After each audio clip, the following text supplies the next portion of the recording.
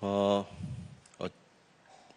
저의 집안 얘기를 먼저 해야 될 것 같은데요. 저는 사실 아버지가 먼저 믿으시고 제가 2대째 믿고 있습니다. 아버지가 종갓집 종손이셨고 자동으로 저도 종손이 되었습니다. 그래서 그렇게 믿고 왔습니다. 그리고 저는 사실 모태신앙은 아닙니다. 모태신앙은 아니고 아버님도 다른 종교를 가지시다가 이렇게 기독교가 되셨습니다. 그리고 저희 아버지를 기억하시는 분이 여기에 그래도 많이 있으신 것 같습니다. 저희 아버지를 왜냐하면 내일교회 부목사님이셨기 때문이죠. 그래서 저희 아버지도 내일교회 부목사님으로 사역을 하셨습니다. 짧게 사역하셨죠. 그리고 내일교회에서 돌아가셨습니다. 그리고 저도 목사가 되었습니다. 그렇게 따진다면 저는 사실 굉장히 많은 교회를 보았고 또 많은 교회를 볼 수 있는 기회도 있었습니다. 특별히 또 제가 내일교회 오기 전에는 다른 종교에 관련된 직장을 가지고 있었기 때문에 더 많은 교회들을 볼 수가 있었습니다. 그런데요, 정말 안타까운 현실이고 차마 말을 꺼내기도 쉽지 않은 말이지만 제가 보고 싶은 교회는 아직 한 번도 보지 못했습니다. 수만 명이 되는 교회도 제 눈에는 제가 극히 주관적일 수 있겠지만 제가 보고 싶은 교회는 아닙니다. 매체를 보시면 일반 매체도 보시면은 연일 터져 나오는 이야기들은 그리고 또 정말 냉정하게 많은 기독교의 교회들이 잘못되는 일들과 이런 일들이 계속 나옵니다.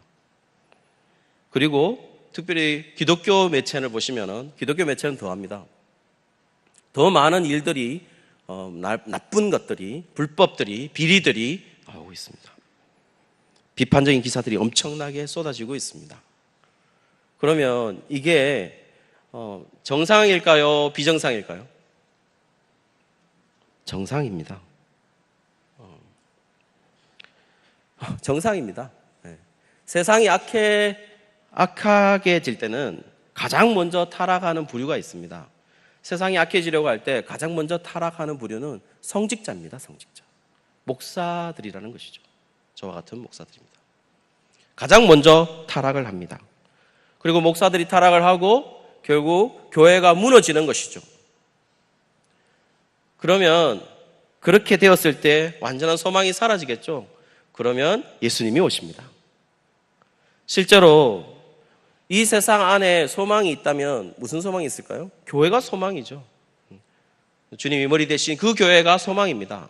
그런데 그 소망이 사라진다고 생각하면 결국 마지막 남은 것은 주님의 종말밖에 없는 것이죠. 사랑하는 성도 여러분, 어떤 교회가 진짜일까요? 어떤 교회가 가짜일까요? 오늘 여기에 본문 말씀은 너무나도 잘 아는 말씀입니다. 그리고 거의 외우기도 할 수 있을 정도로 우리가 자주 들었던 말씀입니다. 그러나 이 말씀이 잘못 해석되어지는 경우가 너무나도 많습니다. 그리고 잘못 인식되는 경우도 너무나도 많습니다. 16장 전체를 한번 읽어보시면 중심이 되는 주제가 있습니다. 이 16장 전체에 중심이 되고 있는 것은 다름 아닌 십자가입니다. 십자가. 16장 4절에 보시면 이렇게 되어 있습니다. 악하고 음란한 세대가 표적을 구한다. 이렇게 말하고 있어요. 그런데 표적을 구하는데 요나의 표적밖에 보여줄 표적이 없다. 이렇게 말씀하시고 있어요. 그리고 그들은 떠나갔대요. 예수님의 말씀은 악하고 음란한 세대에서 필요한 표적이 요나의 표적이다. 이렇게 말하고 있으신 거죠. 악하고 음란한 세대는 뭘까요? 악하고 음란한 세대는 도대체 어느 시대를 지칭하고 있는 것일까요? 당연히 예수님이 살고 있는 이 시대죠. AD 1세기에 어떤 시대입니까? 로마가 다스리고 있는 시대입니다. 그것도 이스라엘까지 포함해서 로마가 다스리고 있는 이 세대, 자신이 포함되어 있는 이 세대가 악한 것입니다. 그리고 이 세대에 보여줄 표적은 요나의 표적밖에 없다라고 말하고 계시는 것입니다. 이렇게 해석하면 쉬울 것 같아요. 너무 쉽게 이 세대가 지금 로마가 지배하고 있는 이 세대, 이스라엘까지 포함해서 이 세대를 큰 물고기라 생각하고 그 큰 물고기에서 나오는 역사, 그 요나의 표적, 결국 악하고 음란한 세대에서 나오게 되는 그 역사만이 보여줄 수 있는 표적이다 라고 해석할 수 있을 것 같아요. 해석이 맞을까요? 맞지 않습니다. 요나의 표적이 무엇입니까? 방금 전에도 설명했듯이 큰 물고기에서 3일 후에 나온 사건을 말합니다. 그 사건이 과연 흔히 우리가 그 사건을 우리가 뭘 상징한다 이렇게 얘기하나요? 뭘 상징한다고 얘기하나요? 지금 몇몇 성도님들이 입술로 으물으물 대셨던 그게 정답입니다. 부활입니다. 부활을 상징한다 이렇게 말씀하죠, 보통. 그런데 오늘 본문 말씀은 예수님께서 말씀하시고 있는 그 말씀은 부활을 포커스를 맞추고 있지 않습니다. 큰 물고기에서 3일 후에 나온 사건은 분명히 부활을 상징합니다. 그런데요, 그 사건이 전체가 부활을 포커스에 맞추고 있다? 그렇진 않습니다. 오늘 16장은. 물고기에서 3일 만에 나오려면 무엇이 전제되어야 됩니까? 3일 후에 나오려면 무엇이 전제되어야 할까요? 네, 바로 그겁니다. 지금 몇 분이 말씀하고 계셨습니다. 몇 분이 말씀하고 계셨는데 바로 그겁니다. 들어가야 되죠. 들어가야 되는 겁니다. 그러면 물고기 뱃속에 들어가는 건 뭘 상징할까요? 바로 그겁니다. 바로 그것입니다. 십자가입니다. 십자가. 죽음이죠, 죽음. 죽음을 상징합니다. 16장 전체에 흐르고 있는 것은 십자가입니다. 죽음입니다, 죽음. 예수님의 죽음을 말하고 있는 것이죠. 예수님께서 내가 요나의 표적밖에 보여줄 게 없다. 이 세대에 요나의 표적밖에 없다라고 얘기하고 있는 것은 예수님 스스로가 십자가의 죽음을 말하고 있는 것입니다. 16장 전체가 십자가의 죽음을 얘기하는 것이라면 이제 이 베드로의 고백과 무슨 상관이 있을까요? 베드로의 고백은 뭘 말하고 있는 것일까요? 무슨 관계가 있었어요? 예수님께서는 지금 자신이 누구인지에 대한 질문을 시작했습니다. 내가 누구라고 생각하는데 뭐라고 말하던데 이렇게 표준어를 써야 되겠죠. 나를 누구라고 말하니 이렇게 그렇게 말했겠죠. 그렇게 얘기했습니다. 그러니까 오답을 얘기했습니다. 오답을. 그래서 저 사람들은 오답을 얘기합니다. 뭐라고 얘기하냐면 세례 요한이다, 엘리야다, 에레미야다, 선지자 중에 하나다 이렇게 얘기를 했습니다. 맞을 수 있겠죠. 왜냐하면 지금 자신의 상황 속에서 AD 1세기에 있는 자신의 상황 속에서 로마의 지배를 받고 있는 이 상황 속에서 자신의 상황을 타개할 수 있는 사람, 자신의 상황을 해결해 줄 수 있는 사람들이 바로 이 사람들입니다. 그래, 당연히 이 사람들이라고 생각했겠죠. 오답이었습니다. 그런데요, 한 명이 정답을 얘기합니다. 누구냐면 바로 베드로였습니다. 베드로가 고백을 합니다. 뭐라고 했냐면 예수님은 그리스도십니다. 살아계신 하나님의 아들이십니다. 라고 대답을 합니다. 그리고 예수님은 곧바로 베드로에게 칭찬하기 시작합니다. 너는 베드로니라. 그리고 내가 이 반석 위에 내 교회를 세우겠다라고 말씀하십니다. 어떨까요? 이 칭찬을 들었습니다. 이 본문을 가지고 로만 카톨릭에서 많은 해석을 내놨습니다. 그러나 그 해석은 맞지가 않겠죠. 왜냐하면 결국 베드로에게 천국 열쇠도 주고 교회도 세우고 하는 특권을 줬다, 권리를 줬다 이렇게 생각하는 거죠. 교회의 권세를 주셨다, 이렇게 천국 열쇠도 주었다라고 얘기를 하죠. 그리고 교황이 바로 그 베드로의 직속 사도 계승자라고 생각하기 때문에 결국 교황이 받은 거죠. 교황이 교회 권세도 있고 천국 열쇠도 있다라고 생각하는 거죠. 결국 더 나아가서 교황이 모호하다라는 것까지 나왔습니다. 과연 성도님들 이 해석이 맞을까요? 전혀 맞지 않습니다. 베드로가 무슨 뜻일까요? 베드로라는 뜻이 있습니다. 베드로가 무슨 뜻이냐면은 반석이라는 뜻입니다. 바위, 반석이라는 뜻입니다. 그리고 교회를 세우는 그 반석도 반석입니다.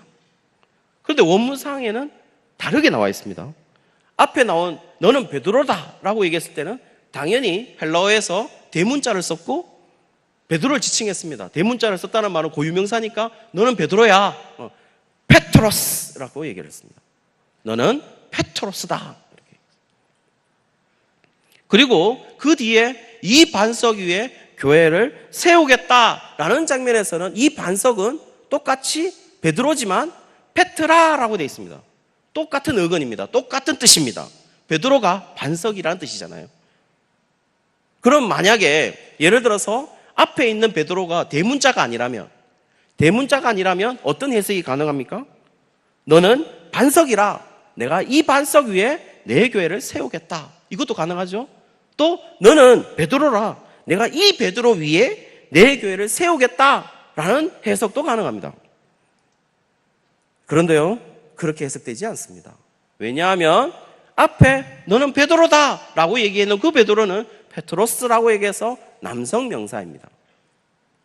뒤에 이 반석은 페트라라고 해서 전미사가 아기 때문에 여성 명사입니다. 헬라어에는 남성, 여성, 그리고 하나는 조금 말하기 좀 민망한데 중성이 있습니다. 그런데요, 남성, 여성, 중성이 있는 이유는 남성은 확실히 남성입니다. 남성 명사입니다. 저를 지칭할 때도 남성입니다.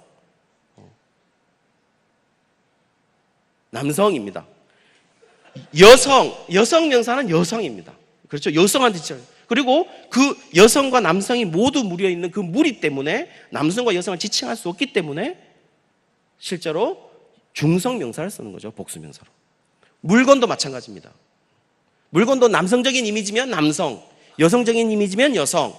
그게 중성, 보통 물건은 다 성이 없기 때문에 그냥 중성 이렇게 표시합니다. 그런데 앞에 베드로는 분명히 남성 명사입니다. 베드로가 남성이기 때문에 그런 거죠. 그런데 뒤에 이 반석 위에 세운다는 이 반석은 페트라라고 해서 여성 명사였다라는 것입니다. 그러면 성경은 오늘 너는 베드로라고 얘기하고 여기는 반석이라고 얘기를 해서 다른 것을 얘기하고 싶었던 것이죠. 그러면 뒤에 나온 반석은 도대체 무엇일까요? 이 반석 위에 교회를 세우겠다고 말씀하시고 계시는데 이 반석은 도대체 무엇일까요? 한 가지밖에 없습니다. 이 본문을 다 찾아봐도 딱 한 가지가 있는데 그건 바로 뭐냐면 베드로의 고백이었던 것이죠. 베드로는 예수님의 정체를 정확히 알고 있었습니다. 맞습니다. 정답입니다. 주는 그리스도십니다. 살아계신 하나님의 아들이십니다.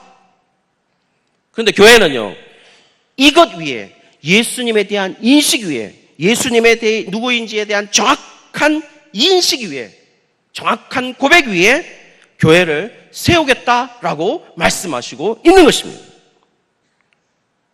반대로 얘기하면요, 만약 예수님이 누구인지 모른다면 그 교회는 교회라 말하면 안 되겠죠.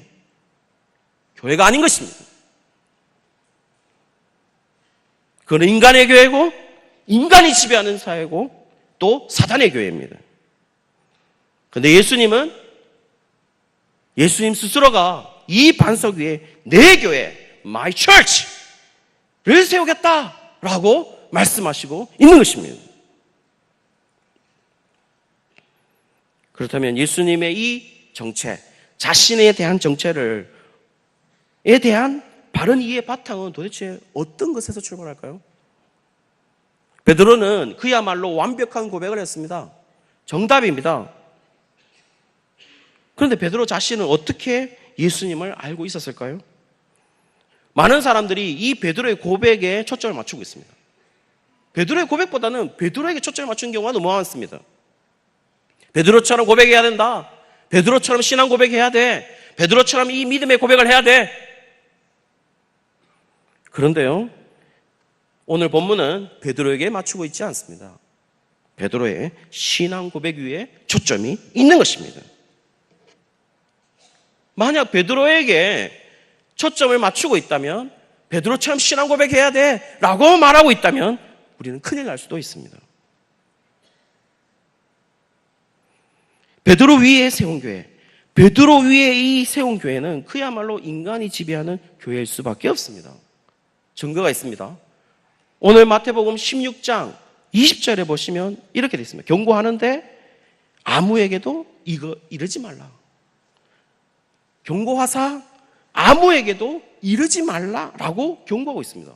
그러면 이 똑같은 본문이 있습니다. 어디 있냐면 마가복음 8장에도 있고 누가복음 9장에도 있습니다.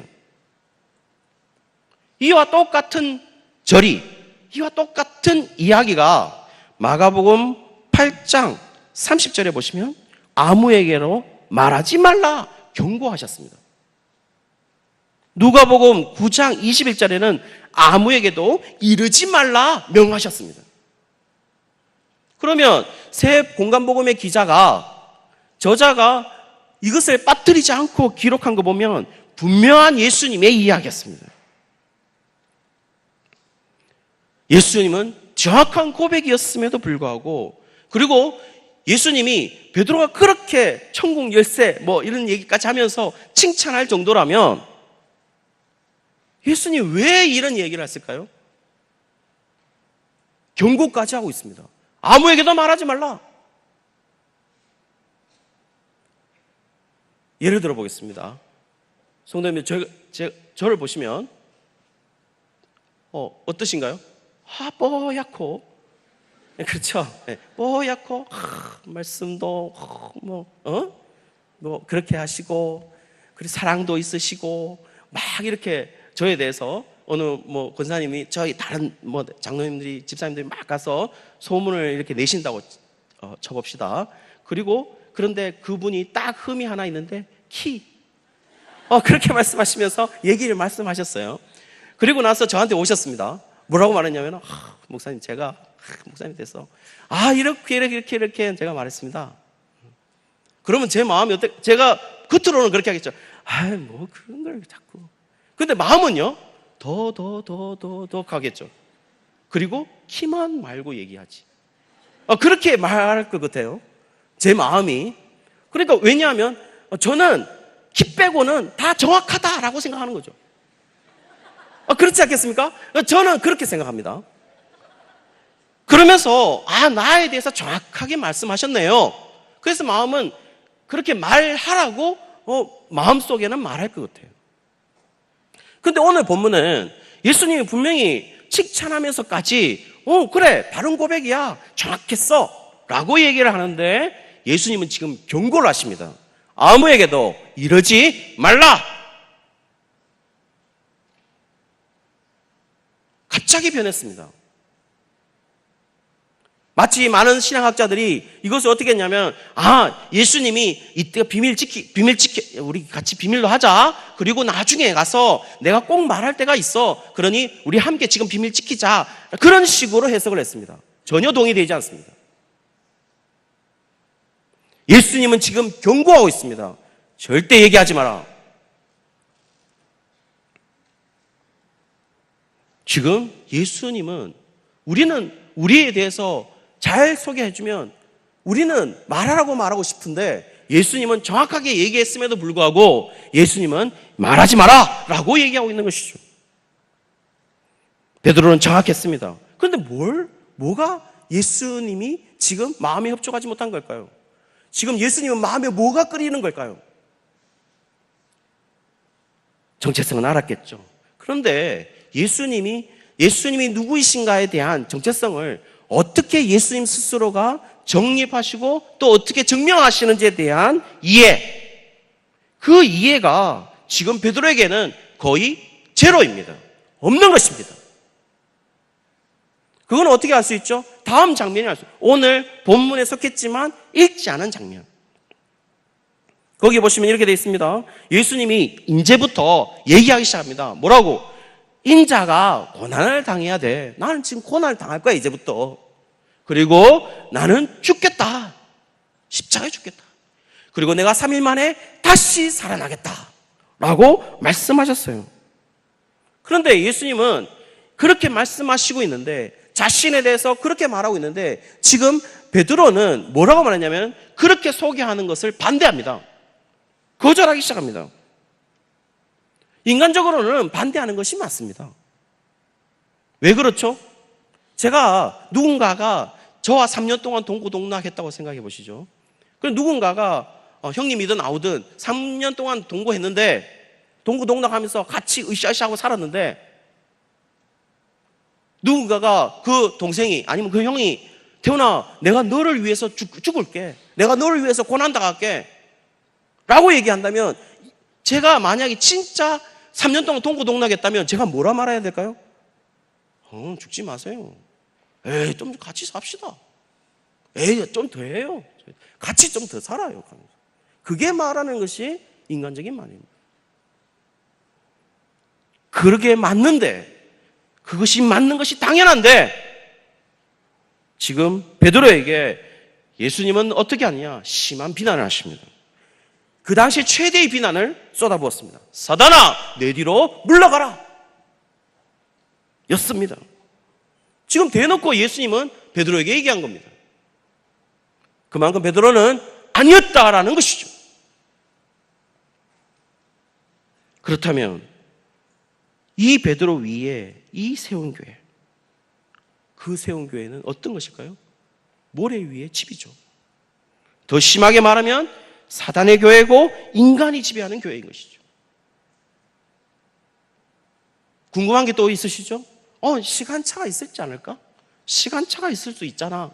지금 칭찬하고 있는 것과 지금 예수님이 비난하고 있는 것이 시간차가 있을지 않을까? 성도님들, 21절에 동그라미가 있나요? 21절에 동그라미가 있으시죠? 그 말은 두 단락이 나눠져 있다는 겁니다. 그러니까 한마디로 말해서 시간의 차가 어느 정도를 알 수가 없는 거죠. 두 단락이니까요. 어느 정도의 시간이 흘렀는지 알지 못합니다. 그런데요, 시간의 차를 알 수 있는 구절이 있습니다. 동그라미 제가 나눈 거 아닙니다. 성경이 나눈 거죠. 제가 나눈 게 아닙니다. 사본상에 달리 있다는 거죠. 단락이 다른 겁니다. 그러면 실제로 마가복음에 보시면 마가복음에 이 두 이야기가 있습니다. 이 두 이야기가 어디서부터 펼쳐지냐면 마가복음 8장 27절에서 38절까지 나옵니다. 그러면 마태복음 안에서는 단락이 두 개라서 동그라미를 쳐서 두 개의 단락으로 형성을 했는데, 그래서 시간차를 알 수 없는데, 마가복음의 이 두 이야기를 27절부터 8장 27절부터 38절까지 해놨는데 거기에는 동그라미가 몇 개일까요? 오늘은 두 개인데 마가복음은 한 개로 되어 있습니다. 그 말은 뭘까요? 지금 칭찬하고 바로 예수님은 그 이야기를 듣고 비난을 했다는 것입니다. 시간차가 거의 없다라는 것입니다. 베드로에게 왜 그 말이 심한 비난을 했을까요? 왜 베드로에게 심한 비난을 했을까요?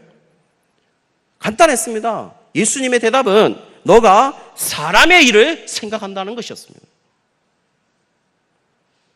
그리스도인들이, 교회들이 생각해야 하는 일들이 무엇입니까? 사람의 일입니까? 사람의 일이 아닙니다. 하나님의 일들이죠. 그런데 여전히 교회들도 사람의 일을 생각하고 있다는 것입니다.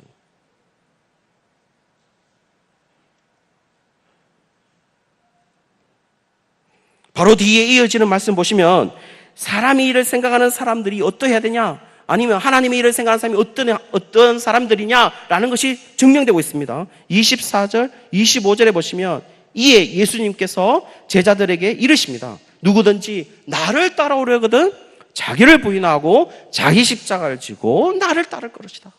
누구든지 제 목숨을 구원코자 하면 잃을 것이요 누구든지 나를 위하여 제 목숨을 잃으면 찾을 것이다 라고 말하고 있습니다. 그러면요, 사람의 일을 생각하는 사람은요, 자기를 세우면 되는 것입니다.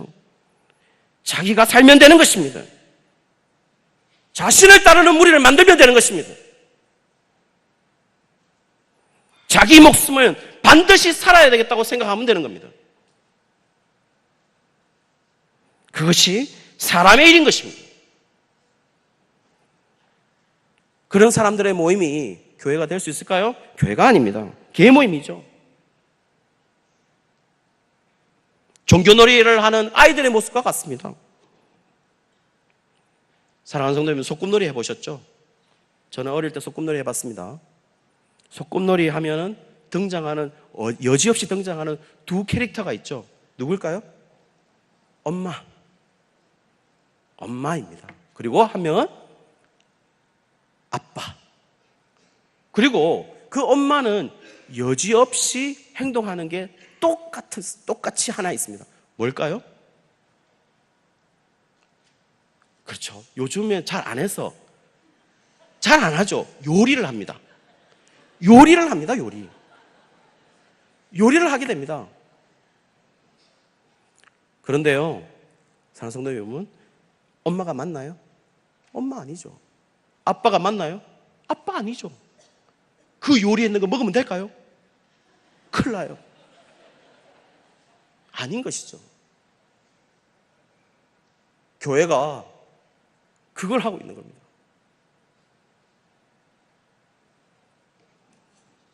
그런 교회, 너는 목사해, 나는 장로할게. 너는 집사해, 너는 권사할게. 그리고 하나님은 아무나. 교회가 아닌 것입니다. 인간 집단인 것이죠. 그런 교회는 떠나야 합니다. 떠나는 게 맞습니다. 당시에 베드로는 정말 한심스러웠습니다. 베드로가 완벽하게 예수님과 예수님의 정체성, 예수님이 누구인지를 알고 예수님이 그 정체성, 자신의 정체성을 어떻게 확립하는지를 알게 되는 시기가 있었습니다. 그것은 바로 언제냐면 오순절 성령 확립 이후입니다. 그때 달라집니다. 베드로는. 그때 베드로는 마태복음 16장의 베드로가 아니었습니다. 사도행전 3장의 성전 미문에 있는 안진뱅이를 만납니다. 베드로는 이스라엘 사람이고 유대 나라 사람이니까 당연히 유대인이죠. 유대인들은 어떻게 할까요? 유대인들은 안식일 때마다 성전에 가고, 또 심심하면 성전에 가고, 기도하고 싶은 성전에 가고, 절기 때마다 또 성전에 갑니다. 그들의 취미, 그들의 특기, 그들의 장기 모두가 성전 가는 겁니다. 그들의 생활 방식, 그것도 성전에 가는 겁니다. 그러면 성전 미문에 있는 안전뱅이를 매일 보았을까요? 갈 때마다 보았겠죠. 구걸하고 있었으니까. 그리고 그 구걸하는 안전뱅이에게 지금 오늘 사도행전 3장에 오순절 성령이 임한 베드로는 이렇게 얘기합니다. 은과 금은 내게 없다. 내게 있는 것은 너에게 주겠다. 나사렛 예수 그리스도의 이름으로 일어나 걸어라 라고 말하고 있습니다. 어떤 변화였을까요? 매일 봤습니다. 유대인이니까 성전 갈 때마다 구걸하는 모습을 봤습니다. 뭘 구걸하고 있었을까요? 빵과 돈이겠죠. 빵입니다. 특별히. 그러면 이 사람에게 필요한 것이 뭐라고 생각했을까요? 구걸하고 있는 그 목적, 빵, 돈. 그거라고 생각했는데 이제 베드로는 성령이 임하고 나서 그에게 필요한 것이 그 당시 가장 가치 있었던, 돈의 가치로서도 가장 위대했던 은과 금은 내게 없다. 너에게 가장 필요한 것을 너에게 주겠다. 그게 뭐냐면 나사렛 예수 그리스도의 이름인 것입니다. 변했던 것이죠. 생각이 달라졌다는 것입니다. 여기에 가장 강력한 그리스도인의 모습이 보이는 것입니다.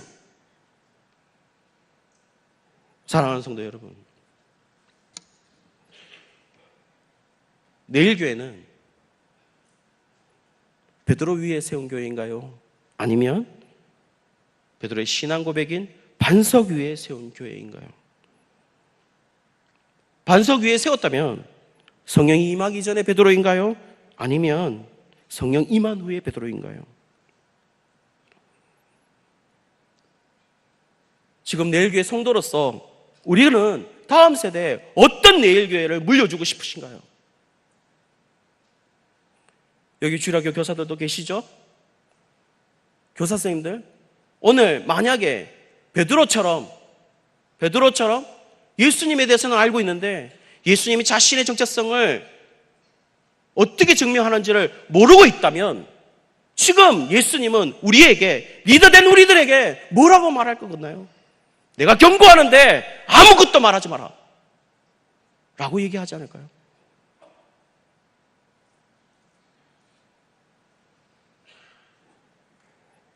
많은 교회가 무너지고 있습니다.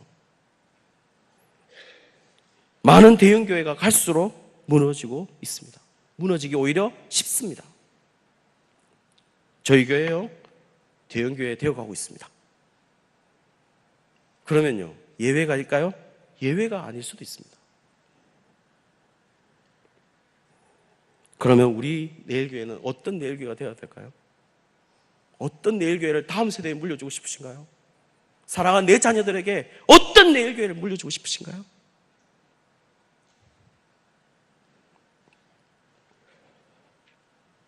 세상에서 가장 강력한 교회는 예수님의 이 정체성, 예수님을 바로 알고 있는 이 정체성을 완벽하게 이해하는 교회인 것입니다. 그리고 예수님의 사역을 알고 그대로 따라가는 교회인 것입니다. 그런 교회의 무리들은 어떻게 할까요? 자신들을 부인합니다. 자기 십자가를 집니다. 자기의 목숨을 구하지 않습니다. 오로지 예수님의 길을 따라가는 자들입니다. 동참하고 싶지 않으실까요? 불행혈증이 일어나지 않으신가요? 그 사람들에게 베드로의 모습 속에 우리는 무엇이 일어날지가 설정이 됩니다. 뭐냐면 안전뱅이에 일어나는 기적이 바로 우리의 것이 되는 것입니다. 사랑하는 성도 여러분, 내일 교회는 참 잘해오고 있습니다. 그리고 더 해야 됩니다. 더 열정이 일어나야 됩니다. 반드시 그런 교회, 베드로 위에 세운 교회가 아니라 베드로의 신앙 고백 위에 세운 교회가, 그 교회의 모습으로 내일 교회가 우뚝 설 것을 믿어 의심치 않고 있습니다. 그리고 그렇게 설 것을 믿고 있습니다. 그리고 그 교회가 바로 제가 보고 싶은 유일한 교회인 것입니다. 거기에 동참하고 그것을 위해 기도하고 그것을 물려줄 수 있는 우리 모든 내일교회 성도들이 되시기를 주의 이름으로 축원합니다.